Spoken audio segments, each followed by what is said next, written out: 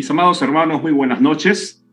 Hoy vamos a compartir entonces la palabra del Señor y antes quiero que podamos tener un tiempo de oración porque la palabra del Señor, más allá de ser oída, es necesario que pueda ser recibida y acogida en corazones con disposición. Así que yo voy a pedir que podamos tener unos minutos de oración personal. ¿Qué le parece? Personal.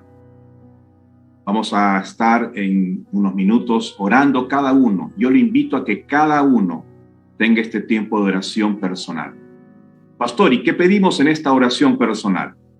Cada uno cerrando sus ojos, inclinando su cabeza, humillándose delante de Dios, lo que va a hacer es lo siguiente: decirle: Señor, aquí está mi corazón, mi alma y mi vida. Háblame, habla mi corazón, para que tu siervo oiga y te obedezca. Amén. Así que tengamos este breve tiempo de oración personal para que esta palabra sea muy, muy personal para ti. Oremos.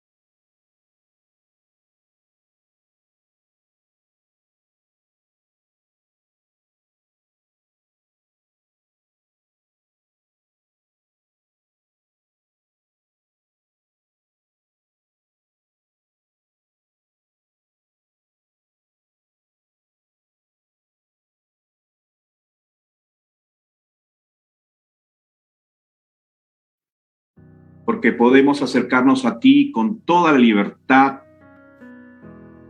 que hoy tú nos permites tener. Hemos orado, Señor, para que nos hables en forma personal, porque tu palabra no solo ha de ser recibida por nuestros oídos físicos, sino sobre todo anhelamos que tu palabra sea recibida en nuestro corazón, que esta palabra sea recibida por nuestro espíritu y sea, Señor, hecha carne en nuestras vidas. En el nombre de Jesús. Amén. Muy bien. Qué lindo tiempo que podamos interceder delante del Padre por nuestras propias vidas para que el Señor nos hable. Hagamos y tengamos esta práctica, este buen hábito de hablarle a Dios y decirle: Señor, háblame a mí personalmente. Que este tiempo sea muy personal. Bueno, estamos entonces en nuestro estudio de cómo vivir en la iglesia de Cristo. Este es un estudio de la primera epístola a los Corintios para los que nos están acompañando por primera vez. Estamos en el tema número 8 de esta preciosa serie y el título de este tema y de esta reflexión es: el mensaje sencillo del Evangelio tiene poder. El mensaje del Evangelio tiene poder. Cuán oportuno es que podamos entender que la palabra de Dios, el Evangelio, realmente tiene un poder transformador. ¿Cuál era la visión del apóstol Pablo? ¿Qué cosa estaba revelándonos a través de estas páginas y de estos escritos y de esta carta que él escribe a la comunidad de Corinto? Bueno, que el Evangelio tiene poder. Amados, esta es una excelente noticia, porque el Evangelio ahora está en nuestras manos, la palabra de Dios está en nuestras manos, y esa palabra de Dios tiene poder.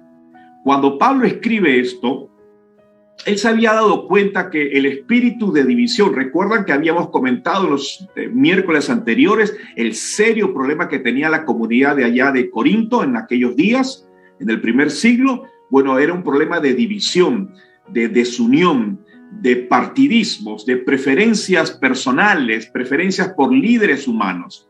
Y ese era el gran problema. Cuando Pablo analiza esta situación difícil dentro de la comunidad de los corintios, entonces él entendió que se debía a un falso concepto del evangelio. En otras palabras, si había problemas allá en Corinto, era por un claro desconocimiento del mensaje de la cruz. Y fíjense que cuando hay una confusión respecto a la enseñanza del evangelio, cuando no se entiende, cuando no se capta, o cuando se entiende a la ligera, o cuando solamente se entiende así muy distraídamente, esto genera un sinfín de malos entendidos y son serios, porque tienen que ver con la vida, con la familia, con el presente y con el futuro.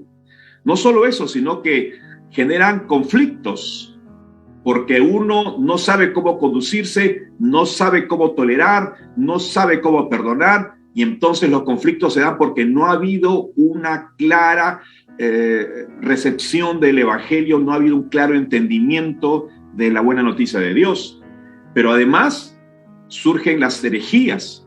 Cuando no hay una clara exposición y recepción del evangelio, al contrario, hay confusión, entonces surgen las herejías, y de estas se han formado grandes, hoy existentes, grandes religiones en el mundo, poderosas, a partir de una confusión, de un malentendido, de no recibir bien el evangelio. Pero sobre todo, y tal vez lo que más daño genera, es que cuando hay un mal concepto del evangelio, entonces se permite la práctica del pecado, porque se entenderá que no es muy importante, que no es grave, que después me arrepiento y cosas por el estilo.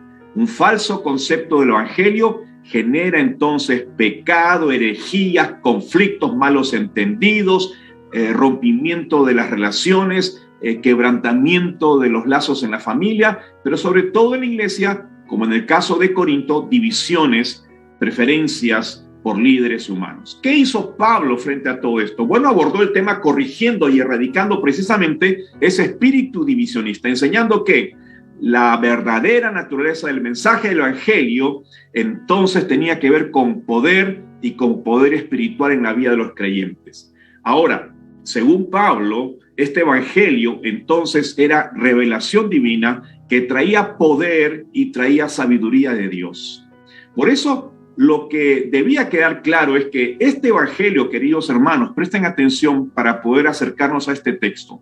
Lo que debía quedar claro en la mente de los receptores, hermanos de Corinto, y en nosotros también, es que este evangelio no deja posibilidades para glorificar a hombres. No hay opción para que alguien exalte a otro hombre o tenga estas preferencias por encima del evangelio, por encima de Cristo. Era una insensatez las actitudes que estaban asumiendo los hermanos allí y el liderazgo allí. Decir, por ejemplo, que pertenecían a Pablo o que pertenecían a Apolos o a Cefas o a Cristo, bueno, era una verdadera y completa insensatez. Por eso, mis amados hermanos, en esta noche, amigos que nos escuchan, hermanos de nuestra amada iglesia de Villa María del Triunfo, la palabra de Dios, que tiene poder, corrige conductas, modifica nuestros modos de pensar y nos corrige toda desviación de este corazón humano que es traidor y que es maligno. Aclara toda duda de la vida, de la fe. Se disipan las dudas respecto a la vida o la muerte, sobre el presente y sobre el futuro. El evangelio, la palabra de Dios, nos encamina a una correcta comunión con Dios y a una correcta relación con nuestro prójimo, y aparte que nos separa y nos distancia del pecado. Por eso necesitamos entender correctamente la palabra de Dios. Por eso pedí que pudiéramos tener unos minutos para que personalmente tú abrieras tu corazón y seas un campo fértil para recibir esta palabra de Dios sin confusión, sin alteración, y esta pueda ser su obra por la cual fue enviada. Necesitamos la palabra de Dios. Usted necesita la palabra de Dios. Queridos hombres de familia, necesitamos la palabra de Dios que gobierne nuestras vidas. Queridas hermanas, ustedes necesitan la palabra de Dios. Jóvenes, cuánta necesidad hay de que ustedes reciban palabra de Dios y se sepan conducir con estos principios que les llevará a una buena vida en esta tierra. Entonces, ¿qué debo saber sobre la palabra de Dios? Bueno, creo que hay 4 verdades sobre la palabra de Dios que no debes confundir. La primera verdad que Pablo quiere dejar en claro es que el mensaje del evangelio tiene poder. Ya lo hemos dicho y lo reiteramos en esta primera enseñanza. Según el verso 18, porque la palabra de la cruz es locura a los que se pierden, pero a los que se salvan, esto es a nosotros, es poder de Dios. Nota que Pablo se refiere al mensaje que predicamos como la palabra de la cruz. La palabra de la cruz. Esto significa 2 cosas. El evangelio es una enseñanza, es una doctrina. La palabra, eso es una enseñanza. La palabra de la cruz. Y como tal debe ser claramente enseñada por los maestros y los pastores. Y en eso hacemos un gran esfuerzo aquí en la iglesia. Y esta debe ser claramente recibida sin adulteraciones por los oyentes, por las ovejas, por la grey. Entonces, la palabra es una enseñanza, es doctrina. Usted tiene que leer, tiene que conocer, tiene que entender. La vida cristiana necesita que usted lea, que usted entienda y que usted comprenda la doctrina, la enseñanza, los principios, los mandamientos, la explicación. Pero lo otro es que este evangelio se basa en un hecho real, que es la cruz. La palabra de la cruz, es decir, la muerte en la cruz del Hijo de Dios. No hay otro tema. Por eso Pablo le llama el mensaje de la cruz a este mensaje de la palabra, a este mensaje del evangelio. Ahora, Pablo dice que cuando se predicaba la palabra de la cruz, es decir, el mensaje del evangelio, de salvación, de vida eterna, de perdón de pecados, la buena noticia, habían 2 resultados. Locura para el que no cree y poder de Dios para el que cree. Pablo es muy claro. Locura para el que no cree, pero poder de Dios para el que cree. Pastor, ¿por qué era una locura para los que no creen? Los griegos del primer siglo, amantes de la sabiduría, ¿no es cierto? Los griegos amantes de la sabiduría, la cruz era vergonzosa, era humillante, era un tema que no se podía conversar en la mesa o en los salones de alta sociedad, entre los cultos. No. ¿Por qué? Porque la cruz era humillante, vergonzosa, destinada para los reos de alta peligrosidad, para los traidores a la patria, para los hombres y los esclavos de muy baja calidad de vida, etcétera, etcétera. Por tanto, estos amantes de la suprema sabiduría, hablar de la cruz, referirse a ella, mencionarla, era solamente humillante. Por eso ellos no querían saber que el mensaje de Dios tenía que ver con una cruz, porque en aquellos días, tal vez no ahora, pero en aquellos días era un instrumento de muerte, de tortura, de humillación, de vergüenza, de aislamiento si tuvieses un familiar, un vínculo con alguien que haya muerto en una cruz. Para los griegos era insostenible, insoportable, era inaceptable que Dios, lleno de amor, tuviera que estar relacionado con la cruz. Y para los judíos de aquellos días, pues el Mesías no había venido. Y aquel que dicen que había muerto en la cruz no era el Mesías. Y por si algo fuese poco entendido, entonces no era suficiente para ellos, porque además el supuesto Mesías que murió en aquella cruz atacó la religión judía. Y finalmente fueron los propios judíos que terminan crucificando a Jesús. De modo que ni los griegos aceptaban el tema de la cruz, ni los judíos, ni los griegos por el significado tan humillante que ésta representaba, ni para los judíos porque no era el Mesías aún no había llegado. Por tanto, el mensaje de la cruz que Pablo estaba anunciando no tenía sentido para ellos. Era una locura, era una necedad y hasta era una tontería. Así de simple, mi querido hermano. Entonces, habían muchos anticuerpos para recibir el mensaje del evangelio. Muchos, como hoy. Muchos anticuerpos, muchos peros para escuchar la sencillez de este poderoso mensaje del evangelio. Pero para los que creían, el mensaje de la cruz, como dice Pablo, era poder de Dios en sus vidas. Era un poder sobrenatural, espiritual, que convencía el corazón humano, que renovaba la mente, cambiaba las intenciones profundas del alma y del corazón y le daba poder en su voluntad para vencer el pecado, rechazar el pecado, no aceptar el pecado, y al contrario generaba amor en su vida, en su alma, en su trato, para amar y para perdonar, es decir, revolucionaba la vida, la presencia del poder que se transmitía cuando el creyente con humildad aceptaba el evangelio de Jesucristo, el mensaje de la cruz.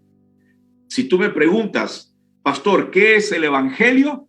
Yo como Pablo te diría, es poder de Dios, hermano. Es poder de Dios, es poder de Dios. Y no me cansaré de enseñarles lo que la palabra de Dios nos está enseñando. Esta palabra, este mensaje que vino Jesús a compartirle al mundo, es poder. Y esta era la confusión y la poca claridad que no recibían los creyentes y que no lo terminaban de entender. Es poder de Dios. Me pasó a mí. El poder de Dios se manifestó en mi vida, cambiándola totalmente de lo que yo era antes. Le dio sentido a mi vida porque no tenía rumbo y en ese sentido le dio dirección. Ahora sostengo una relación con Dios. Ahora vivo por Dios y sé los propósitos de Dios para mi vida. Cambió mi corazón de adentro hacia afuera, mi conducta de adentro hacia afuera. Y ahora soy una persona que puedo gozar de paz, puedo gozar de el perdón de mis pecados, puedo gozar de la liberación de la culpa de mi pecado y puedo sostener una relación amorosa y personal con Dios, porque el poder de Dios vino cuando yo creí en el evangelio de Jesucristo, en el mensaje de la cruz. Por eso Pablo dice que para los que no creen es una locura, pero para los que creen se hace efectivo este poder espiritual sobrenatural en la vida del ser humano, la presencia de Dios en el ser humano. Ojo, que el poder del evangelio no es en sí el mensaje mismo, sino el hecho de la muerte de Jesús, que aplicada a la vida, aceptada en el corazón, obedecida en el corazón, entonces producirá su obra trayendo salvación, liberación y nueva vida. Escúchenme, por favor. No se trata solo de oír, porque oyentes hay demasiados. Muchos son los oidores, pocos son los que la ponen en práctica. Esa era la gran demanda que el apóstol señalaba en su momento. Por eso no es solo escuchar, porque el mensaje no es, el poder no está en el mensaje mismo en sí, sino en el hecho de creerlo, aceptarlo y encarnarlo. Mira lo que dice Pablo en Romanos capítulo 5, algunos capítulos hacia adelante, versos 6 al 10. Porque Cristo, cuando aún éramos débiles, a su tiempo murió por los impíos. Ciertamente, apenas morirá alguno por un justo.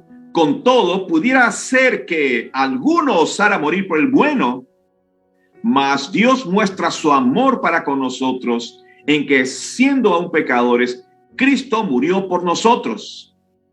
Pues mucho más, estando ya justificados en su sangre, por él seremos salvos de la ira, porque si siendo enemigos fuimos reconciliados con Dios por la muerte de su Hijo, mucho más estando reconciliados, seremos salvos por su vida. Pueden ver ustedes que en estos pasajes que hemos leído, podemos llegar a ser reconciliados con Dios por la muerte de su Hijo, que es el mensaje de la cruz. Y mucho más, estando ahora reconciliados con Él, entonces experimentamos la salvación por su vida.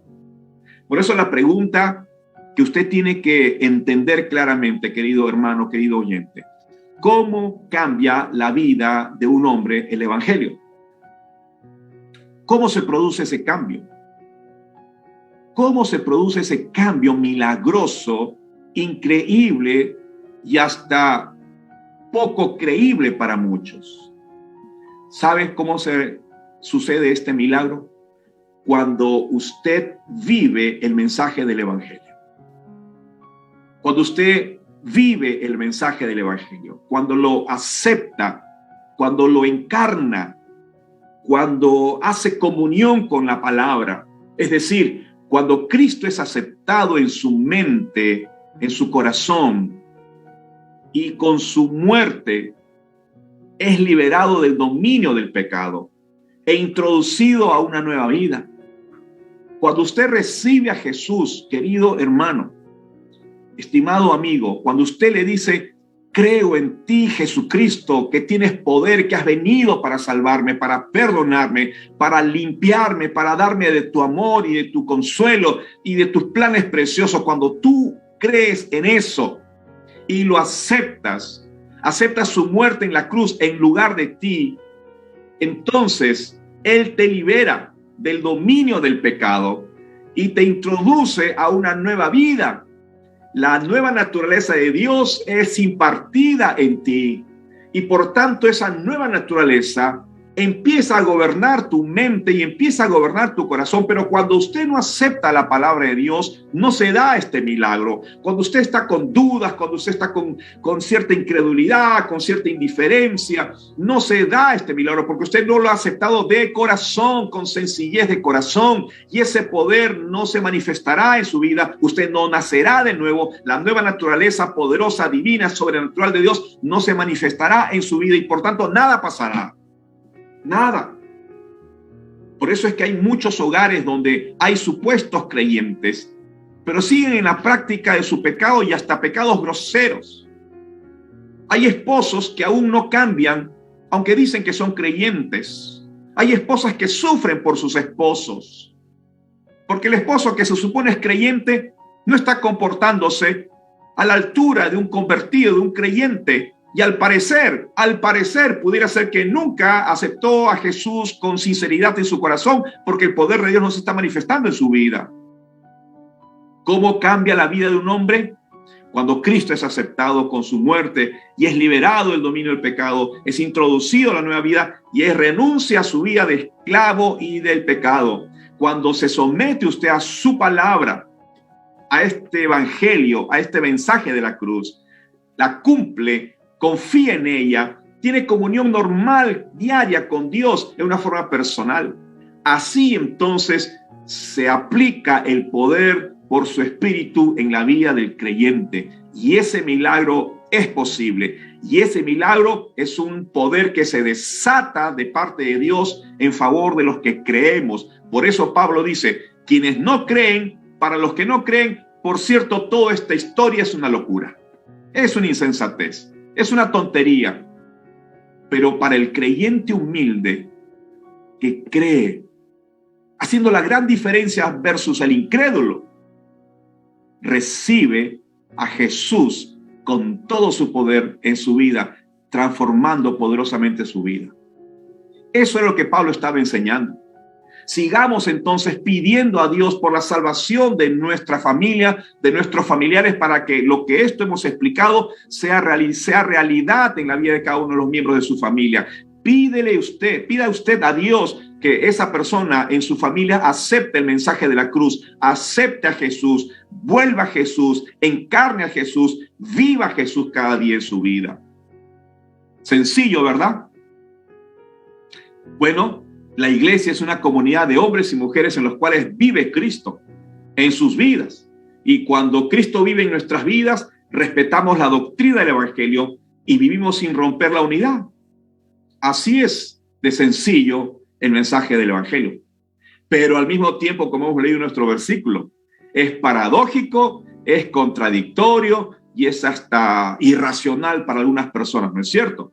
Porque siendo así es sencillo para entenderlo y recibir de su beneficio, es sin embargo para una mente incrédula no sé, algo, no tengo que pagar, ¿no? No, nada, esto es gratis, gratuitamente. No sé, para muchos es una locura. Mi amado hermano, dice Pablo en nuestro texto claramente, verso 18, porque la palabra de la cruz es locura a los que se pierden, a los que se están perdiendo. Entonces, ¿qué me enseña este texto? Que el mensaje del evangelio es sencillo, pero tiene poder. El mensaje del evangelio es poder. ¿Cuántos dicen amén? Amén, hermano. Ora para que ese poder de Dios a través de tu vida pueda manifestarse de tal modo que tú puedas ser un hombre, una mujer llena de Dios y una mujer y un hombre de victoria. La otra enseñanza que podemos nosotros encontrar, la segunda gran verdad, es que el mensaje del evangelio es superior a la sabiduría humana. El mensaje del evangelio es superior a la sabiduría humana. Verso 19 y verso 20. Dice, pues está escrito, destruiré la sabiduría de los sabios y desecharé el entendimiento de los entendidos. ¿Dónde está el sabio? ¿Dónde está el escriba? ¿Dónde está el disputador de este siglo? ¿No ha enloquecido Dios la sabiduría del mundo? El mensaje del evangelio, lo segundo que nos enseña Pablo, y es la segunda corrección que va a aplicar Pablo a estos problemas allá en la iglesia de Corinto, es que el evangelio es superior a la sabiduría humana. Y aquí estaba atacando directamente a estos hombres que estaban ahí generando este conflicto. Las divisiones y los partidismos de los cuales hemos comentado en la iglesia de Corinto se produjeron porque habían exaltado la sabiduría humana por encima de la sabiduría divina. Es decir, el sabio, el escriba, el disputador de este siglo. Pablo está refiriéndose a estas personas que tenían cargos, que tenían influencia y que tenían acceso a enseñar.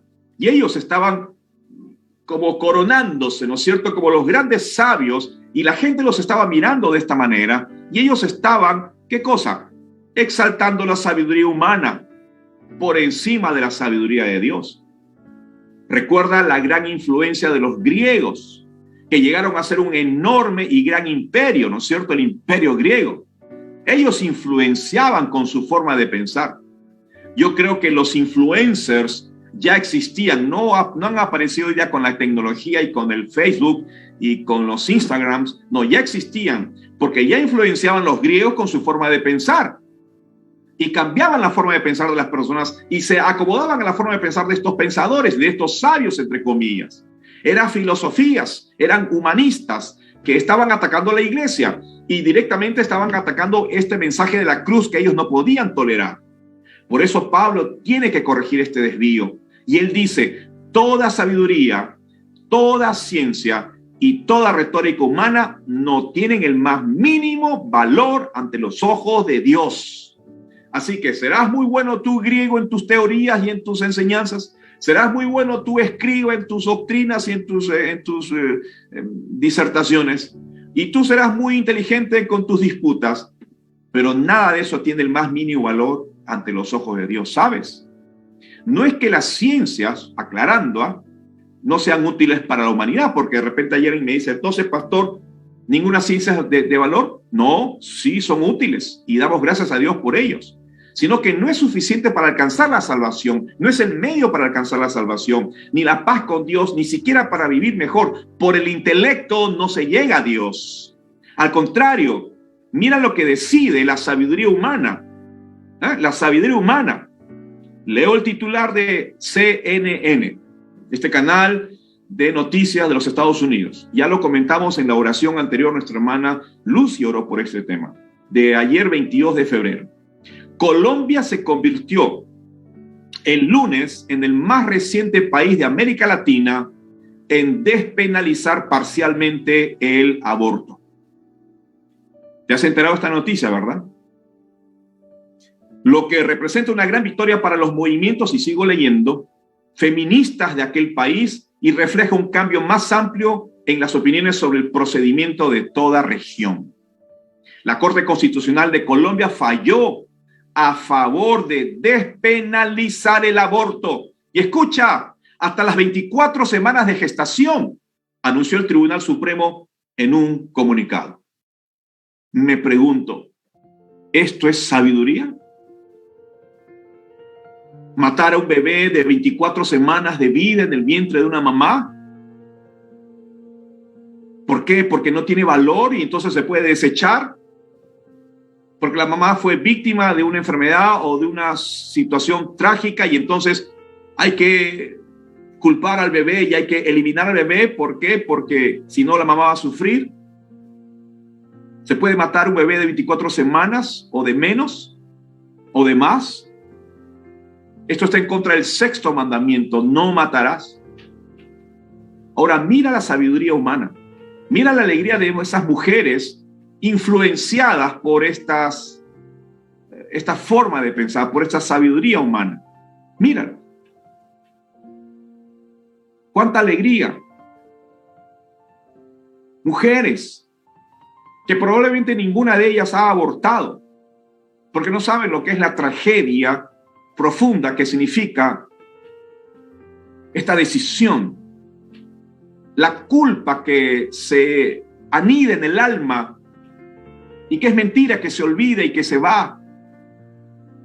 Ellos no tienen idea de lo que están celebrando y gritando a viva voz. Pero esta es la sabiduría humana. Y esta sabiduría humana se está anteponiendo a la sabiduría de Dios. Hermanos, es imposible para el hombre en su estado natural, a pesar de sus esfuerzos, conocer a Dios mediante su propia sabiduría. Están lejos. Dios ha cerrado este acceso para que nadie pueda glorificarse a sí mismo y por su sabiduría llegar a conocer a Dios. No hay capacidad humana que por sí mismo pueda conocer a Dios. Si el poder de Dios es el único canal para la vida nueva, la sabiduría de Dios es la única fuente de toda bendición espiritual. Por eso, querido amigo, y voy concluyendo, ¿cómo podrás encontrar paz para tu vida fuera de la sabiduría de Dios?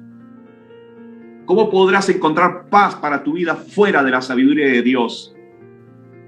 Estimado oyente, ¿cómo podrás salvar tu matrimonio sin la ayuda de Dios? Sin la sabiduría de Dios, porque ya demostraste que con tu sabiduría lo único que se han generado son problemas y distanciamientos mayores, heridas y hasta violencia. Pregunto, ¿cómo podría tener una segunda oportunidad en tu vida? ¿Cómo podrías tenerla si no acudes a la sabiduría de Dios? Iglesia del Señor, ¿cómo podrás conducirte en ella y en la vida correctamente sin la sabiduría de Dios? ¿Cómo podrás vencer el pecado? El pecado que solo tú conoces y sabes en tu vida personalísima. Y la esclavitud de los vicios que no logras abandonar sin la sabiduría de Dios. ¿Cómo encontrarás, amada iglesia, victoria en las circunstancias difíciles de tu vida que hoy te toca vivir sin la sabiduría de Dios? ¿Qué ha hecho Dios con la sabiduría humana? La ha vuelto loca, la ha reducido a nada. No puedes confiar en tus propios criterios personales, en tu humana sabiduría para resolver tu problema. Nuestro texto dice claramente, verso 19, pues está escrito, destruiré la sabiduría de los sabios y desecharé el entendimiento de los entendidos. Y él pregunta, ¿dónde está el sabio humano? ¿Dónde está el escriba que con su sabiduría pretende acercarse a mí?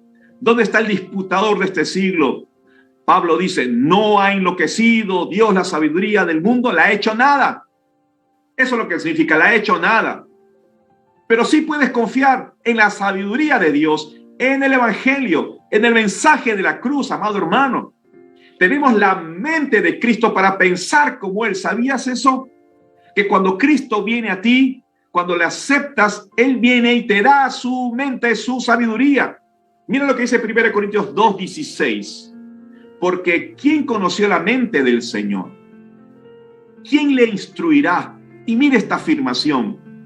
Nosotros tenemos la mente de Cristo. Por eso podemos conectarnos con Dios, actuar según los principios de Dios, acomodarnos a sus propósitos y a sus planes, someternos a su voluntad, estar de acuerdo con sus enseñanzas. No hay conflicto. Para nosotros no es locura. Para nosotros es un deleite, es un placer, es un acto de reconocimiento y de gratitud. Tenemos la mente de Cristo, la que tú necesitas para tomar las decisiones sabias y correctas para que vivas en este mundo. Algo así le pasó a Job.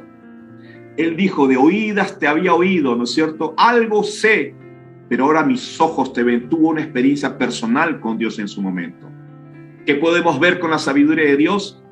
Que solo Cristo es nuestra justificación ante Él, que tenemos perdón de pecados y liberación de nuestra culpa.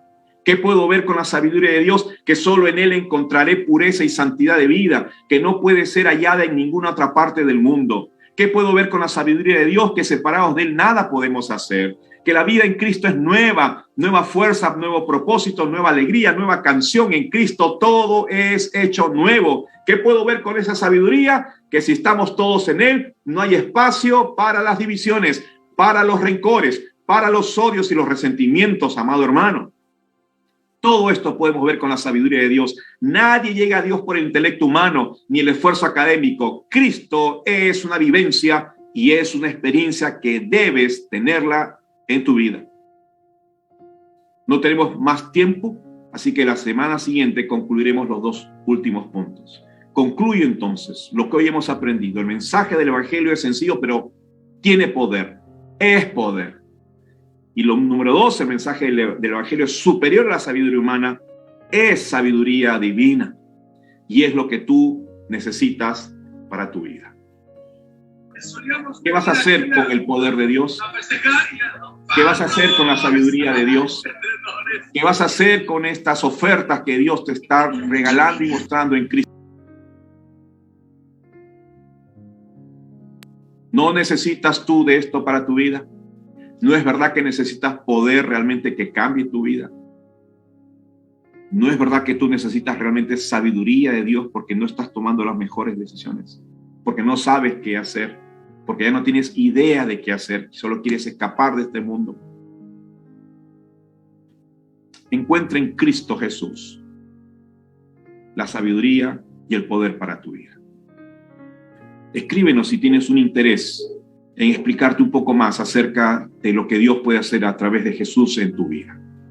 Amada iglesia, recordemos que el mensaje del Evangelio tiene poder.